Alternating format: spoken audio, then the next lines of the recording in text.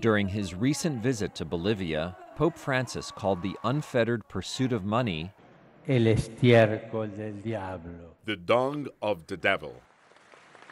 He blamed it for environmental degradation and said greed has taken over the economic system in a subtle dictatorship. De esta sutil dictadura.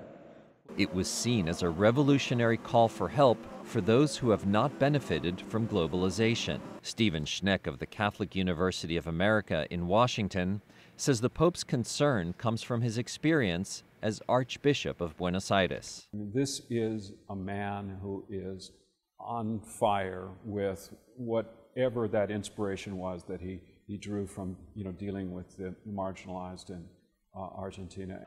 Pope Francis believes the free market needs a moral framework, says Schneck. He's not arguing against the market per se. What he's saying is that the market can't be idolized. In other words, we can't turn the market and its operations into some sort of an idol. The Pope's supporters say he's not advocating a Marxist solution, but his view is seen as a critique of the United States leadership of the global economy. Digamos no. Let us say no to an economy of exclusion and inequality, where money rules rather than service. That economy kills. That economy excludes. That economy destroys Mother Earth. When the Pope says that this economy kills, that this economy destroys the environment, I'm not quite sure what economy he's talking about. Former Vatican consultant Kishore Jayabalan says the Pope's view is one-sided.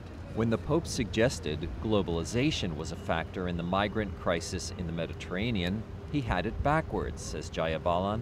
Poor people benefit from being part of this global economy. And the worst thing would be to exclude them and force them to become migrants, which is what's happening today. On the flight back to Rome, Francis was asked what he thought of such criticism, coming mainly from American conservatives. Sì, devo incominciare a studiare queste critiche, no? He said he ought to study it before he visits the United States in September. Jerome Socolovsky, VOA News, Washington.